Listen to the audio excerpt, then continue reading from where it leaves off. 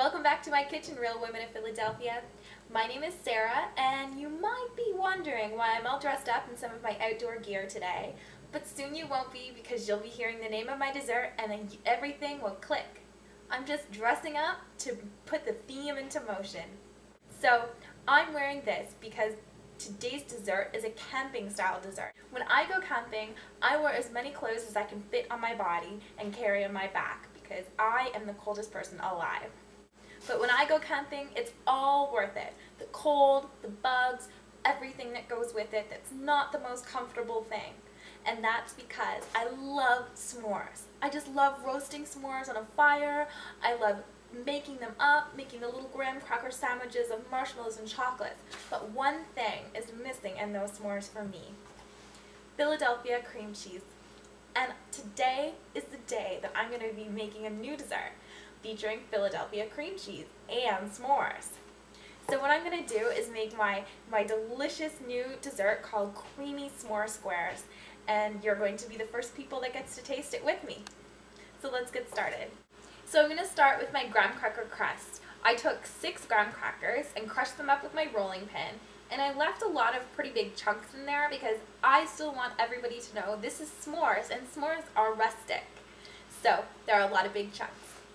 So I'm going to mix up my 1.5 cups of graham cracker crumbs and chunks with a 1/4 cup of icing sugar. And then when I have that all mixed in, I have 6 tablespoons of melted butter.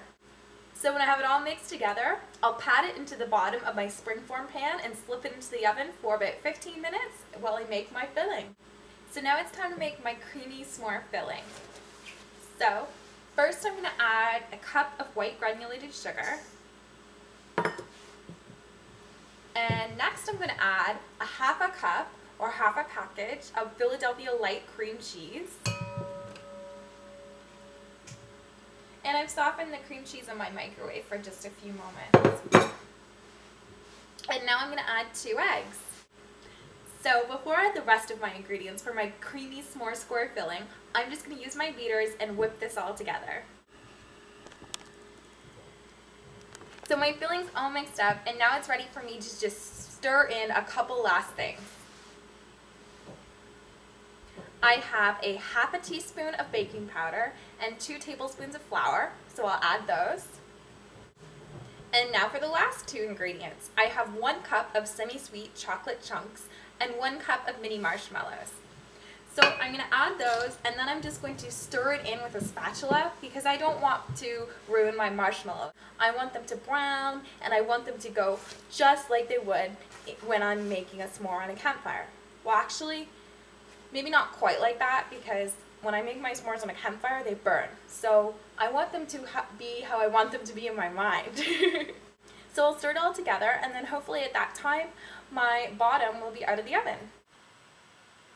My graham cracker crust is out of the oven, and now it's time to get the topping on, put it back in the oven, and then it's time to eat. I use mini marshmallows so that I can ensure that the inside of my marshmallows are going to be cooked through, but you could try using big marshmallows. They might work just as well.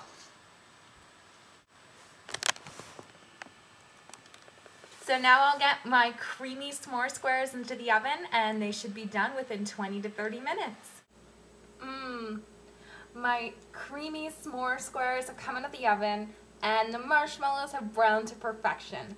I can't wait to cut into these, but I'm going to let them cool for a few minutes, so I have to wait.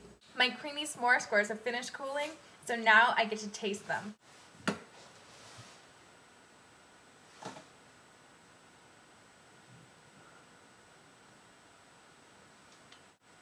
It looks so good. Every layer looks perfect. Sugary, sweet, melted to perfection, and creamy from the Philadelphia cream cheese.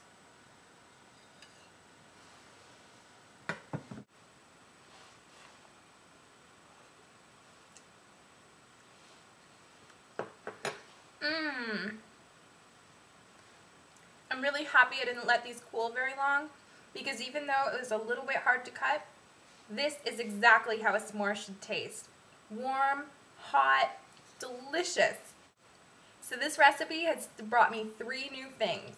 Now I'm hot eating s'mores. I've never been hot eating s'mores before.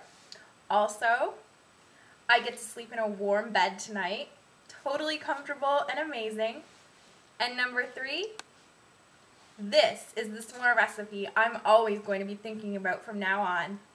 Thanks for watching. Have a great day.